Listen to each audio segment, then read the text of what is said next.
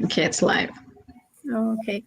Hi, good evening, ladies and gentlemen. We are on channel 52 live, and I have two very important guests with me. We are going to be discussing today about domestic violence and child abuse and senior abuse in the process of mental health. I have Navneet here, which is from Manavi. Navneet Palla currently serves as the executive director at Manavi.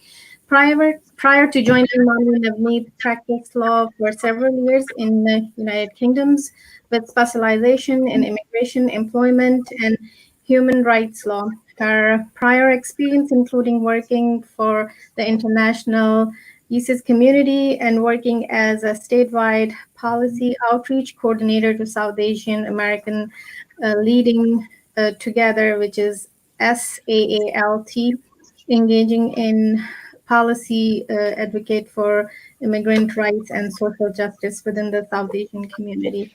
So thank you, Navneet, for coming and joining us today. Thank you. And our Thank you for second having me. And our second person is Rikisha, and she's a senior attorney at Dimamo Law Office in Little Falls, New Jersey. Her practice is devoted solely to the family and maternal law. After her doctorate degree she completed the judicial clerkship in the area of family and law, and she got certified in mediation despite from the Harvard institution. She's also a member of State Bar Association and South Asian Bar Association in New Jersey, and she's actually a native New Jersey from Addison, and she can speak different languages, which is a plus for our South Asian community. So thank you, Rikisha, for joining us. Thank you for having me. Okay, so the reason of this discussion is actually very dear to my heart because I also have part of been many clients with domestic violence. I was trying to do a DVRT course, which is called, as I know, like 40 to 46 hours, but I was not able to complete. But I have been working with Bowdy and have referred a couple of people to Manavi in the area that I am in, Patterson. And this is something that which has its own stigma in our South Asian community. But beside that, because of COVID-19, we have seen the rates of cases and the severity of cases going rising on throughout the horizon of United States, plus in internationally as well. So I wanted to know from you, Navneet, because you work with these people, but please let us know about your organization, and then from there we will take, what do you think and what have you been seeing so far? First of all, thank you so much for having us here today. I think it's a really meaningful and much needed conversation that we need to have in the South Asian community.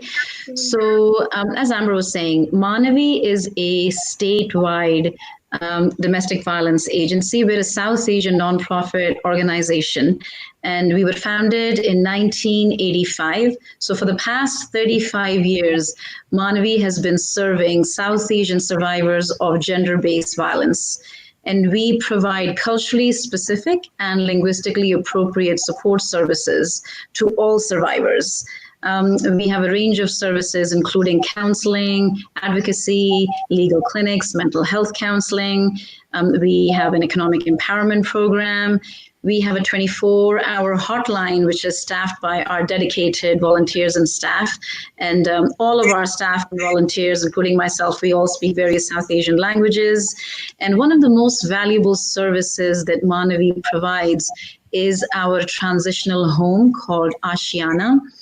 Ashiana was founded in 1997. So since then, we've had a rent-free facility, a residential home, which is essentially a communal model living, and we house and provide support to survivors and their children at the transitional home. And it's the only such type of communal living for South Asian survivors on the East Coast. And the goal for us really is, as an organization, our mission is to end all forms of gender-based violence in the South Asian community. So not only do we serve the immediate needs of survivors on a day-to-day basis, but we also work towards the long-term vision of establishing communities free from gender-based violence. Awesome. So you guys are doing a couple of things. It's not only just helping families to survive with domestic violence, you're actually helping them to stand up on their feet as well. So I do ask about Ashiana because it sounds like that Ashiana is different than a regular shelter house. It's not, there is a distinction between a shelter and a transitional home. A shelter is where a survivor would go if they're like in imminent danger or immediate threat, and it's also much more short term, and it's a supervised facility. A transitional home is accommodation and housing. It's a residential communal living model that we provide on a much more long-term basis to make sure that the survivors who live there, they're eventually able to integrate back into society, and we help them with their job skills, economic empowerment. We provide all culturally specific groceries. So it's a much more holistic support service, and it's not a supervised facility, but we have staff that go there, regularly and connect with them and support them. Okay, so we have a question here from McManiel that what is the ratio of violence you witnessed against men and women?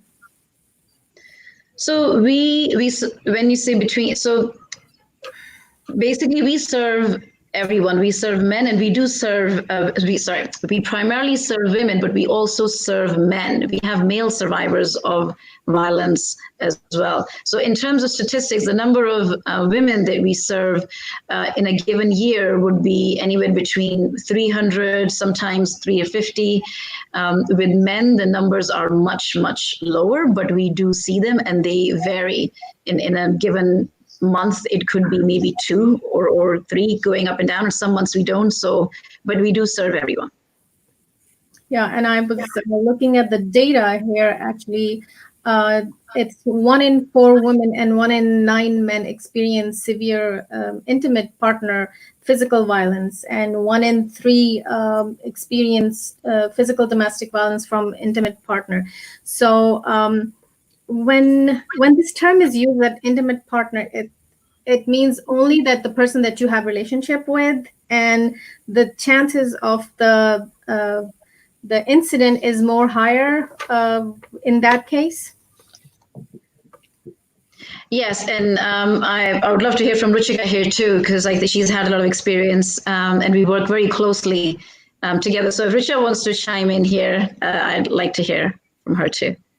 I mean, so in regards to domestic violence, actually, especially in the South Asian community, I see cases all the time where it's not just the spouse or someone that you're dating, but oftentimes it could be a family member, including in-laws, because people live in joint households in that regard. So domestic violence in regards to relief that you could seek from the court in the event of an act of domestic violence, it just doesn't pertain to somebody that you're in an intimate relationship with, such as a spouse or someone you're dating, but it could be a member of a household. And the definition is actually pretty expansive.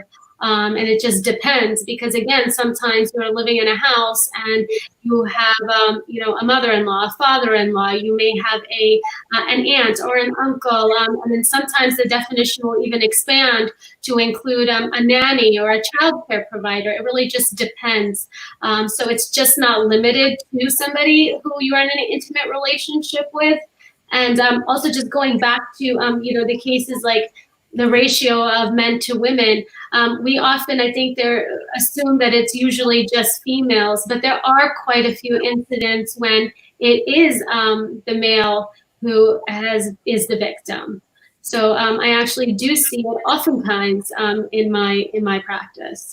I'm so glad that, Ruchika, you have specifically pointed out that, because most of the time that is a common understanding among us, that it can be, and absolutely it can be from a father, mother, within the family member, anyone. And as of your point about the babysitters, because I work with kids as an infant toddler, and we do see this. We were having a discussion with Montclair State, which is state provided on. They work with DIFUS, which is DCPNP now.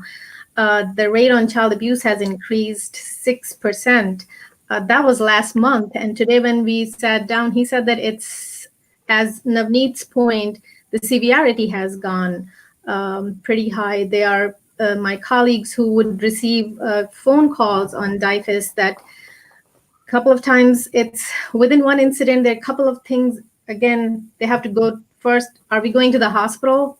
And if we're going to the hospital, and then we're calling the police and getting the police involved because the severity is pretty high, and trauma later on is going to be part of it. Usually, if you go to a medical provider, whether it be the hospital or a pediatrician, they have an obligation on their own to call DCPNP and to, contact the proper authorities. Correct, and that number is 1-800 child abuse. That anybody working with the child abuse, they have to report it, whatever they see. My next question is from Navneet is, having said that you guys are more of South Asian organization, if you see another person from a different descent, do you guys refer them to somewhere else, or you guys help them out? We honestly help anyone that calls us. So our mission is to serve South Asian survivors of gender-based violence. Having said that, we absolutely have served survivors who are not South Asian.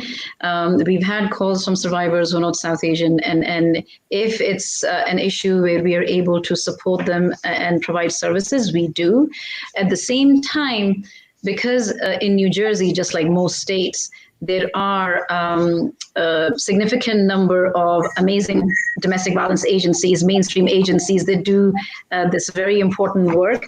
We absolutely do provide referrals as well, because there's certain support services that they're able to provide that I think would be helpful to all survivors. Correct. And actually, we're supposed to have Wajdan Abdullah with us from Wafa Houses. She was unfortunately not able to join us due to a family emergency, but she says hi to both of you guys. And so she serves the Arab community within northern region. And I think you guys do work very closely with each other. I do have a question here from an audience. It is, are you focusing only on community-based support, or statewide, or nationwide, or even without any border? So Manavi is essentially a statewide agency, but we also provide support services to survivors who've been abandoned in various South Asian countries. So the concept of transnational abandonment. So we've had survivors who, in situations where someone, say as a hypothetical, might have been married in India, they come here, the spouse brings them here, and who's an abuser, they abuse them, but then they abandon them back in their country and come back. So we absolutely have survivors who we work with who are in India right now and might have gotten married or have their family, or even situations where they're separated from their child and the abuser is separating and keeping the child, but they would abandon the survivor in India. On a statewide level, Manavi is absolutely very engaged. We are represented on various statewide committees. As a culturally specific domestic violence agency, we think it's really important for us to be heard and seen and to be at the table. So wherever some of the policies are discussed or implemented, Manavi is absolutely very much a part of it, as is Wafa House. So I just want to give a shout out to Wajdan, who's not here. I have the highest regard for Wafa House and for her. And I think it's really important that whenever we're in a space as a culturally specific organization where maybe the other organization may not be present, that we do lift up those voices and ensure that anyone listening today appreciates that we collectively need to make an impact. And to answer the question, yes, we will. We've had survivors from out of state. We've had survivors who've called us in different parts of the country. And where I'm able to refer them to a sister agency in that part of the state, I will absolutely do that. And we have various sister agencies throughout the country, South Asian organizations.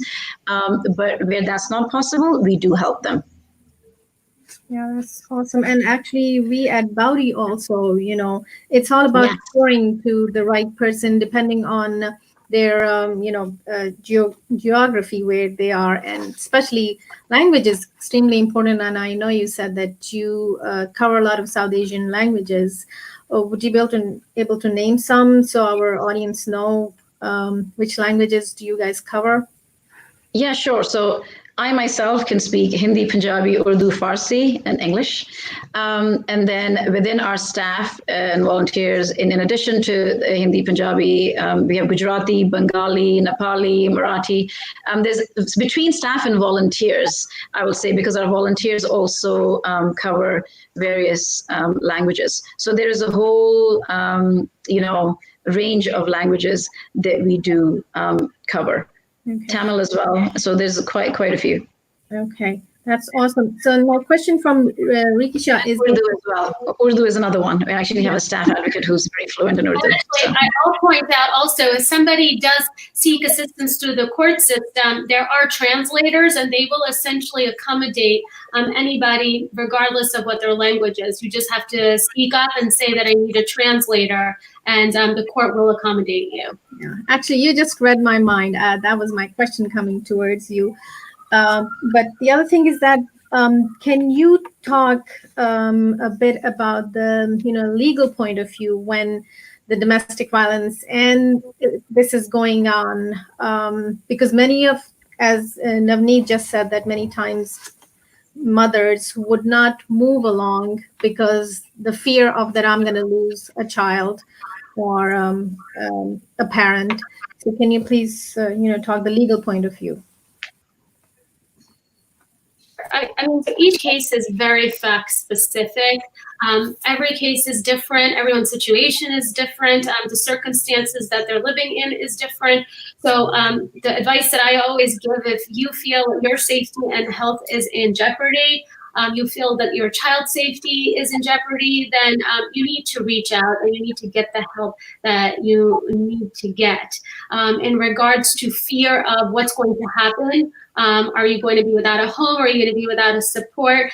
There are measures in place to protect you. Again, even if you don't have counsel, you just have to speak up. And that's like the best advice that I can give, is that if you end up that you feel that you need some level of protection by way of a temporary restraining order, at the time of the temporary restraining order hearing, just speak up and say, like, look, I don't have support. I'm financially dependent on my spouse or my family member, whoever it may be. And at that point, a judge can intervene and basically order financial support.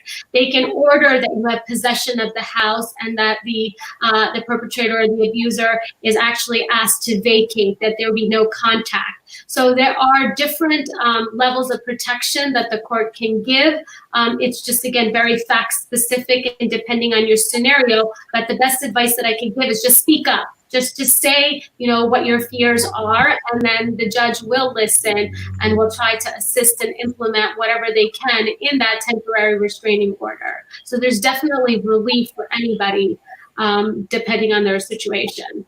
Okay, so I do have a question here coming from, not going to name the person because it's all about protecting. In terms of restraining order, somebody has already got the first restraining order, and then when she was asked, she has denied that she doesn't want to separate. So now what's going to happen? Right. So the initial step is to get a temporary restraining order. You would contact your police department. They would come. Perhaps you would go to a municipal court or even the police station, Superior Court. Depends on the day, the time, and again, the circumstances. But once you get the temporary restraining order, at that point, within a certain period of time, and now because of COVID-19, that time frame has changed, a judge will have a hearing to determine if a final restraining order is needed. And oftentimes what happens is that initially a victim feels that, or a survivor feels that they need that temporary protection, but when the time comes, they feel they don't necessarily need the protection of a final restraining order. So in this particular case, the individual has the right to withdraw and just dismiss the restraining order and not pursue it any further. If it's just as simple as that. Now, there can also be various scenarios. Pending at the same time. Mm-hmm. And if that's the case, then that's something that's a little bit out of their control. And the state's going to go ahead and proceed with that. And that's something that'll just be heard in usually municipal court at a different time. Yeah, and again, each state has a different law as well. The next question is actually for both of you, and it's saying, what's the percentage of increment of domestic violence related calls you receive now with COVID violence?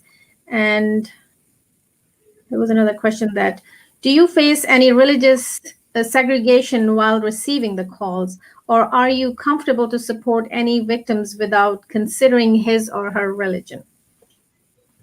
So I think I'll take the second question first, because that's a very important one. We absolutely do not discriminate against anybody, regardless of their faith. To be honest, faith, gender, disability, sexual orientation, gender identity. I think we are a very inclusive organization, and we are very conscious of that. And regardless of anyone's religion, we serve everyone equally. That doesn't even factor into it. And all our services are available equally to everyone. And then the first part of the question, are the percentage, in fact, the number of calls has dropped, and that's the same with most domestic violence agencies across the state that we know of. And the reason is apparent, and that's because due to COVID-19, a lot of survivors don't have the privacy that they used to have. They are trapped in their home with the survivor 24 hours a day. Mm-hmm. So we've had this conversation on a statewide level between our coalition and other statewide agencies, where everyone is saying that although the number of calls has gone down, the severity of cases has risen. So the calls we do receive, the intensity of abuse and severity of abuse has been increasing. And that is a source of concern to us, where there are more physical injuries, or where there is much more mental and torture. And it's also the range of abuse. It's not just spousal, it's also between family violence and between extended family and in-laws living together. So there's been different dynamics, but the numbers have gone down, but the intensity and severity is on the rise. Okay, and that's the same, you, in terms of Rikisha, you feeling the same thing? Well, from my practice, we do domestic violence, but also, again, it's in the context of matrimonial law. So we've actually I have seen a few cases that pertain to COVID-19, and some of the cases that are heard are just absolutely ridiculous. But I have, the victim will reach out to the police, but then feels the need not to proceed with a restraining order. But now the state is all of a sudden involved, which creates a whole nother level of pressure and dynamic in the household. But in those situations, like in one specific that I'm thinking of, the situation led to the husband actually being more quiet. And the level of communication has decreased, which is beneficial to the individual. So I think it's almost like working out in that case, because even though she decided not to pursue a restraining order, the state is involved. And because of the pandemic, his matter proceeding is adjourned till like the end of the summer, and now he has it like looming over his head.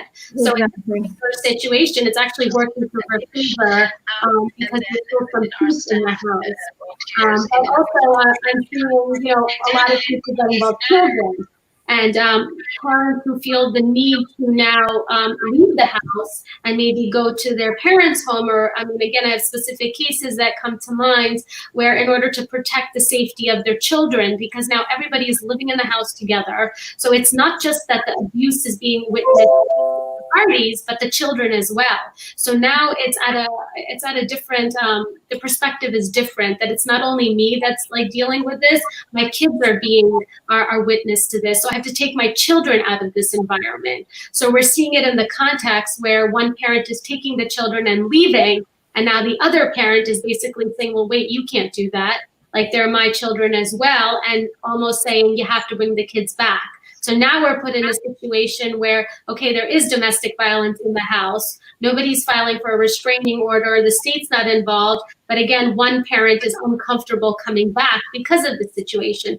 So it's almost like prophylactically, they took measures, and now we're having to deal with the consequences of that in family court.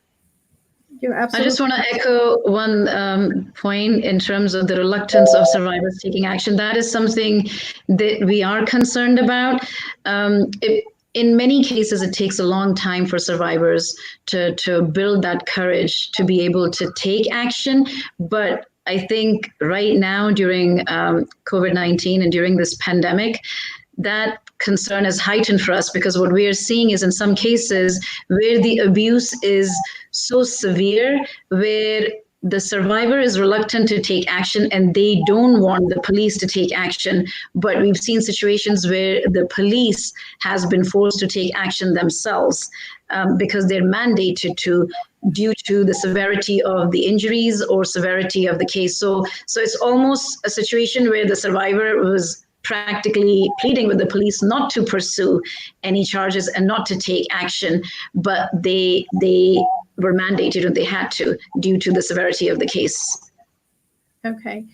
Another question is here that what, in your experience, what are the 3 root causes of domestic violence in your experience? I do want to also bring this up that, we automatically assume that domestic violence is more towards women. There are men also which are, a victim of domestic violence as well.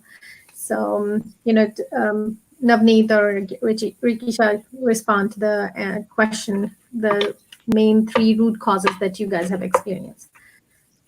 So I do want to mention one thing. I think very often there are situations where it's tempting to pinpoint a specific reason or cause for domestic violence. And very often there is a conversation had where people try to profile and say, this is the profile of an abuser, or this is what the abuser is like, or fits this particular box. So I just want to clarify that anyone can be an abuser potentially. And we in our experience have seen a whole range of issues where I think it's almost dangerous to pinpoint to specific causes. Of course, with the legal side, there are definitions which Risha can go into, but I just want to mention that it's important for us to be mindful and be aware that anyone in society is capable of being an abuser. There are no specific traits that we say this is the kind of person that would abuse, because it's dangerous to do that. And we also see a whole range of issues. So the type of issues I can certainly talk to, the type of issues that we've seen are, we've seen things like transnational abandonment. We've seen, which I mentioned earlier, where survivors have been abandoned in a different country.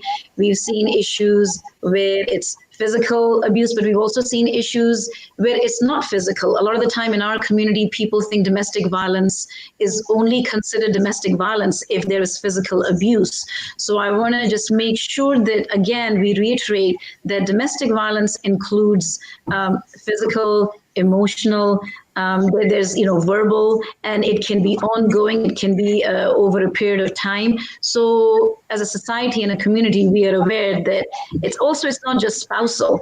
It can be within a family setting. It can be between a parent and a child, or in-laws and daughter-in-laws, between, like in a dating relationship. So there are different dynamics where violence and abuse can take place.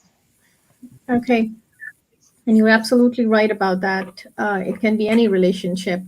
Next question is there a new protocol addressing intervention when domestic violence occurs? And what's being done to monitor families we know that have a history of domestic violence?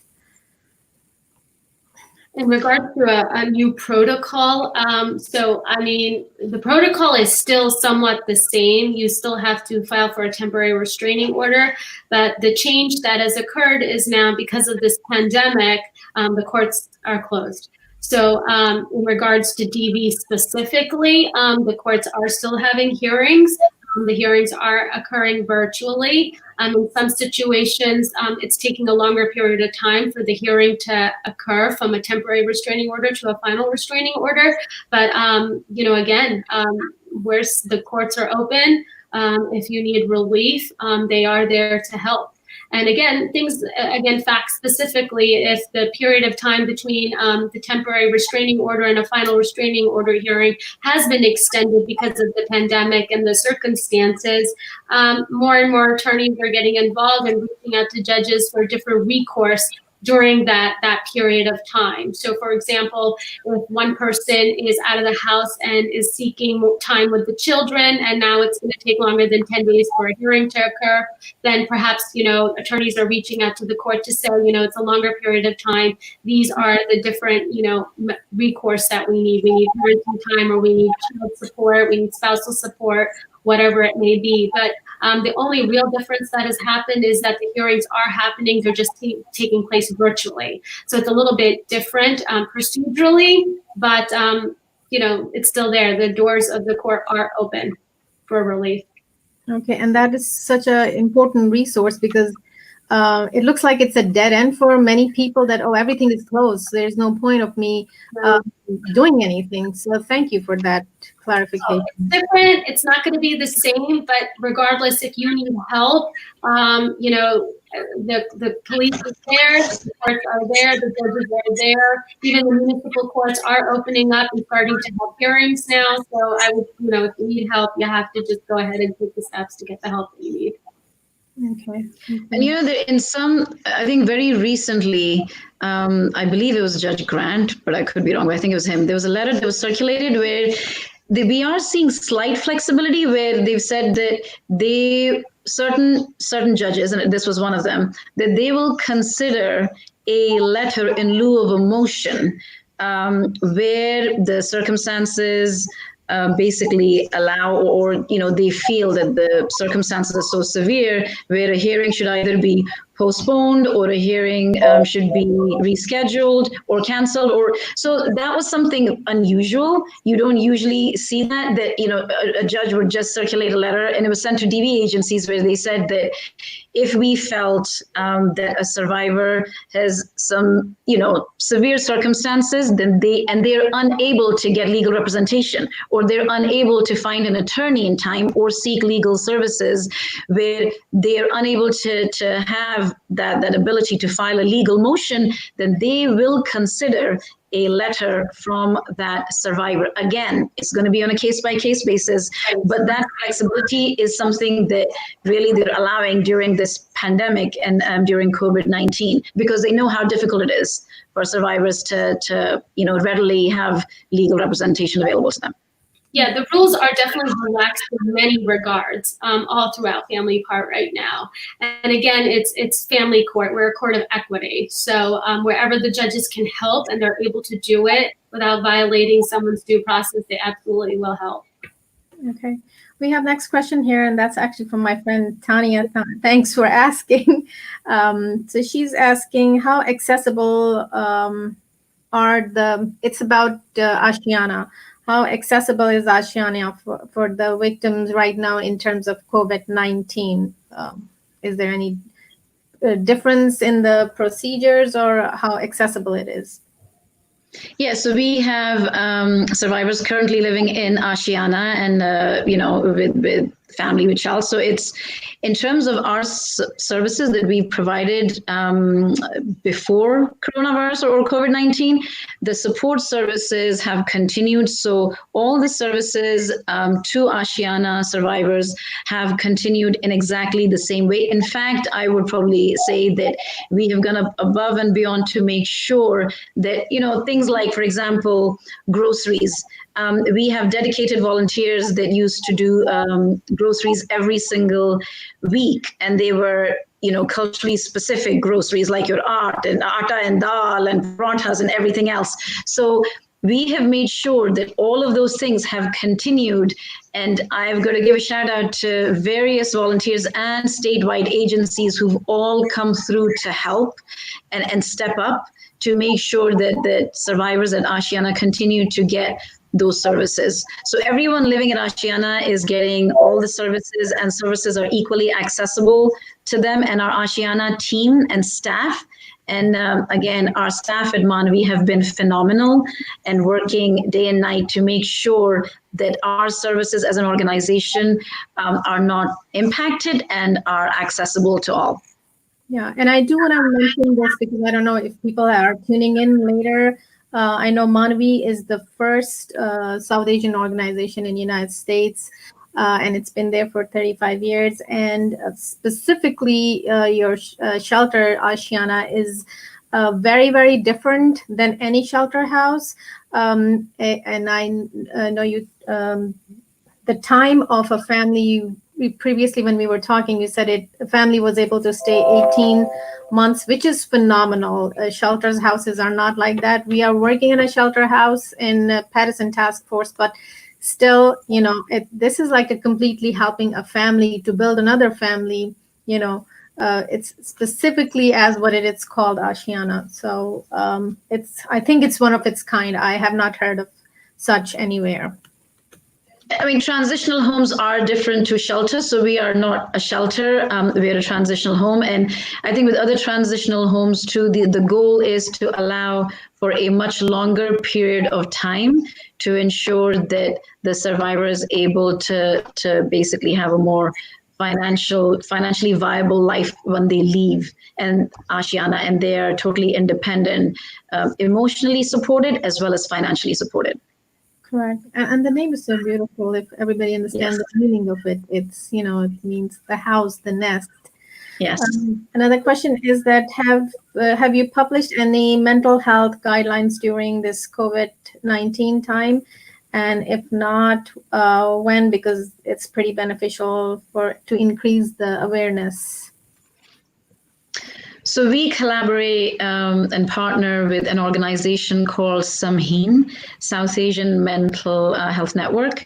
And the mental health counseling and support services that are provided to our survivors, especially in Ashiana, is as a result of our partnership and collaboration with Samheen. We are very particular about making sure that mental health counseling is in place, and that's something where we rely on the experts and the clinicians. So we provide the emotional support and counseling and advocacy, including systems advocacy. But with mental health counseling, it's something where the clinicians and mental health clinicians, and Samheen is the organization. So a lot of the guidelines would be something that they would be providing. We like to make sure that we don't step on their area of expertise. Yeah, and just for resource, CDC has been updating on daily basis. They have live videos also for people of different, areas. So they have been doing a great job as well for any audience who wants to get resources. The CDC is also a great area. I do want to talk about one more abuse that we did not touch and nobody has asked me the question about. It's about rape. 1 in 5 women and 1 in 71 men in the United States has been raped in lifetime. So it is, if you think about it, 46.7% of female and 44% of male has been. And most of the time we do think that if it's a spouse or intimate partner, they cannot, it's not rape. If it has to be somebody, if you're walking outside and somebody has raped you. So can you please, both of you, Rikisha, maybe you can talk about from legal point of view, and Navneet, you.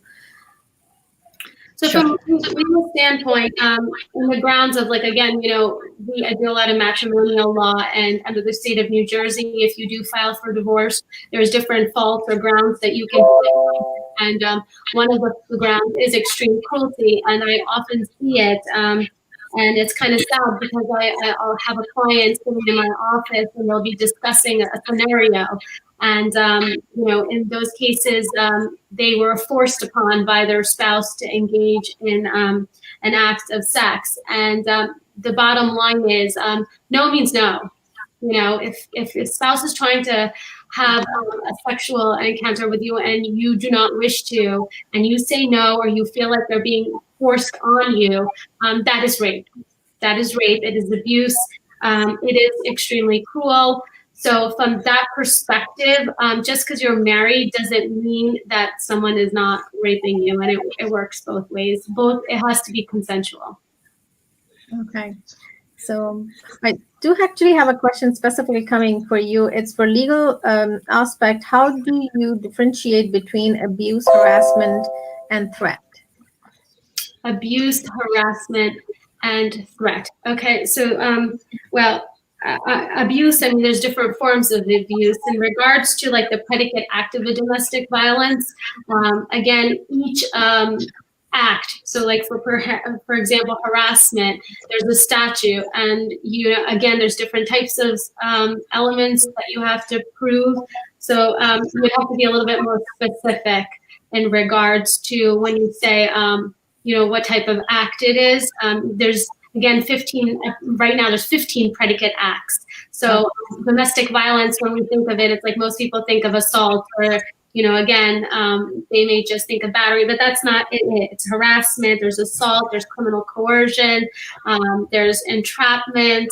There's so many different types under the 15. So each one almost has elements that have to be met in order for you to be successful on proving it. So to answer that, it's a very it's a loaded question, maybe a one-on-one. Navneet, what's your intake on that? Yeah, no, I think that's true. I mean, New Jersey has a harassment statute. So again, there's a specific harassment statute, which also encompasses a bullying piece to it. So there's a bullying and harassment statute in New Jersey. And if you look at that, that kind of like sets out the different elements where bullying and harassment together is covered under that statute. Abuse is covered under, a different statute.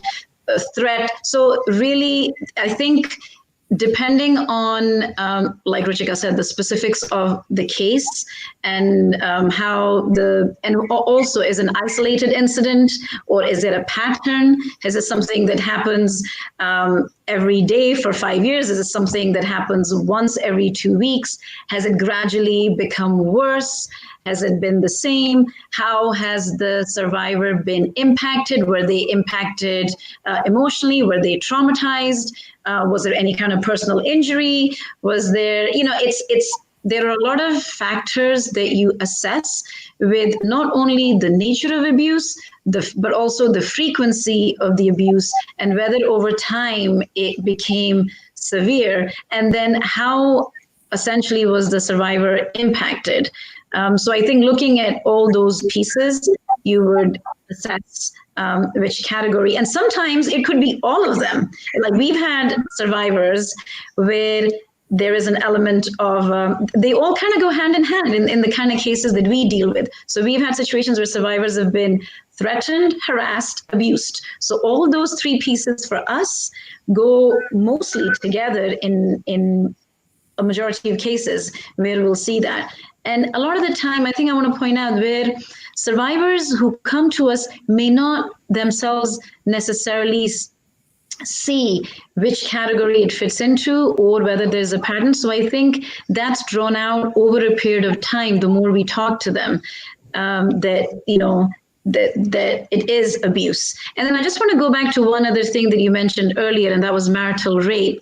And that's something that I personally feel very strongly about, because within the South Asian community, there is a misconception that we see or we hear from, in some cases, where the community members or survivors don't think about marital rape as a concept, or not aware of it, or are in denial. So that's something I think is important for us to recognize, and to reiterate what Ruchika was saying, that no does mean no, even in a spousal relationship, and to explicitly say that if a wife or a partner or in a dating relationship, any relationship, if the survivor does not want to engage in a sexual relationship or any kind of physical interaction, then that needs to be respected, and those boundaries need to be respected.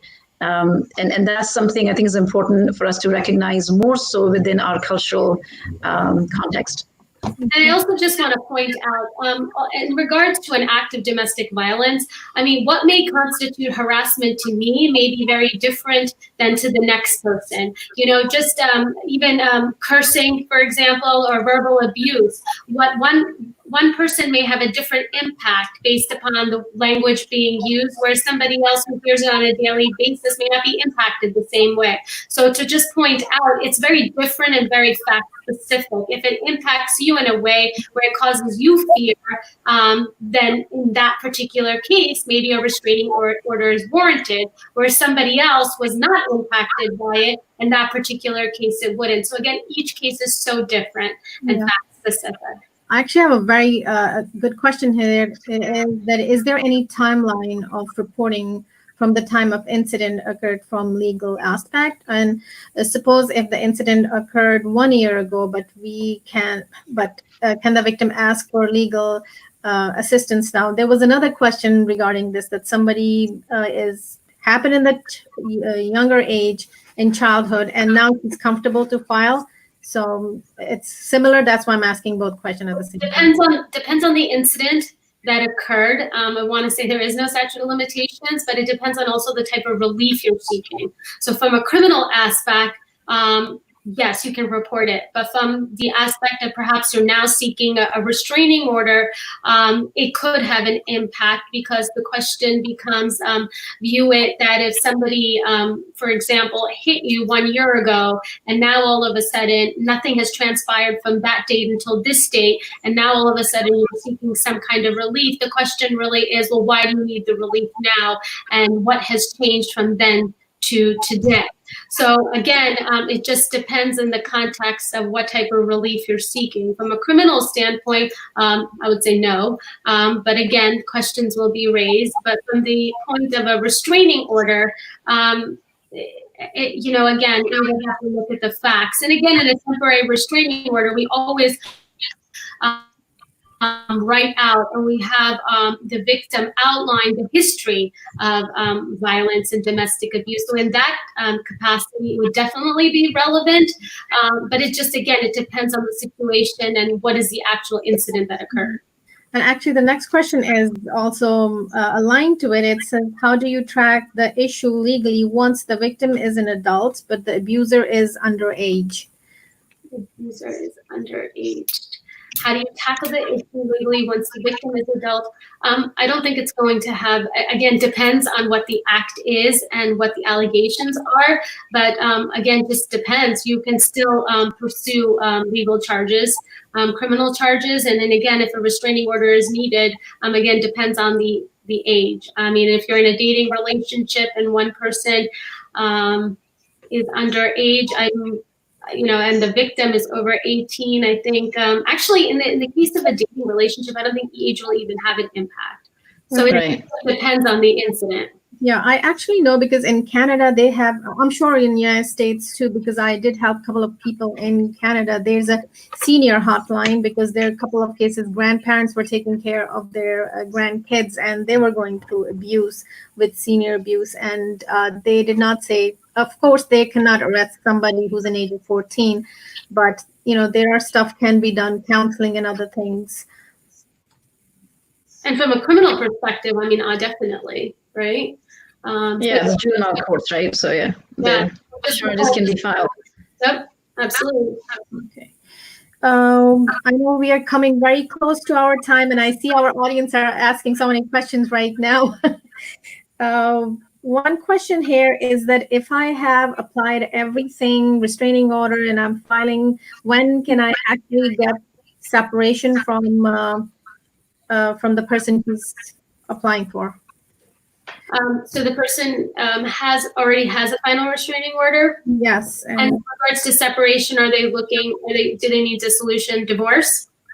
I guess it's, There's no time period. In the state of New Jersey, under irreconcilable differences, you can file a complaint for divorce as long as those differences have exceeded 6 months in duration. So, before you had to have grounds, then, you had to be separated for a period of time, or there had to be acts of extreme cruelty. There's different grounds. That is no longer the case. So if somebody feels that they need to file for divorce, again, as long as the differences have exceeded 6 months in duration, then they can file a complaint for divorce.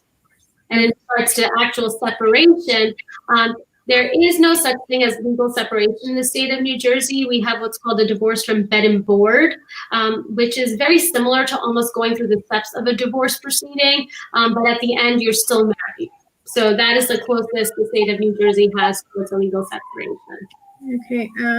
There's actually more of a comment, like Hispanic culture the same way towards marital rape.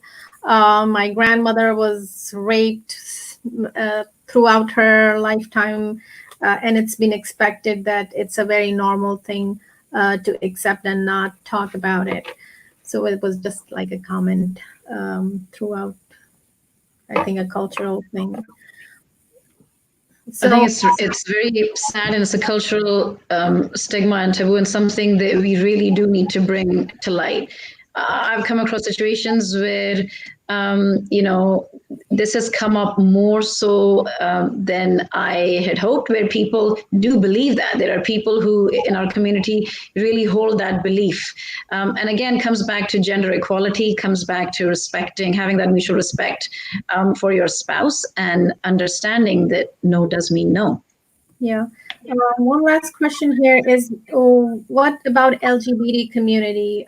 South Asians are very in denial. Specifically, Muslims don't even talk about it. Absolutely. As I was saying earlier, Manavi supports the LGBTQI communities, equally. And I think it's something that we've discussed many times. We had a youth summit, actually, I think it was last year, a South Asian Youth Summit. And we had various workshops where we talked about different issues. And one of the workshops was on exactly this issue, and how, as a South Asian community, do we support community members who belong to the LGBTQI community? How do we discuss it? How do children have that conversation with their parents and vice versa? And why it's important to engage in those conversations. So yes, I think we could probably have a whole panel just to discuss that, and how, as community members, and how does faith, the different faiths in our community, whether you're Muslim or Sikh or Hindu or whichever religion you may be in the South Asian community, how does your faith inform the way you think about sexual orientation and how you perceive it, and how it's important for us not to discriminate, no matter what the sexual orientation of the person is. So it's a very important and needed conversation. Because there are many misconceptions, and I do want to bring to everybody's attention that you do have a fundraising going on through Manavi, and then you guys do a phenomenal job. You guys provide, beside whatever we have spoken, you guys do provide, food and clothing. It's hard to cover everything in 1 hour, and I'm really very thankful for you guys to give me time. Maybe we will be coming up again, because I am getting a lot of questions, and there are a couple of technical questions, Ruchika. So I will be forwarding people to your number. Before we go, I know this is extremely important, especially for us as South Asian community, to recognize that. If you guys want to give any message before you go, please, for your last messages.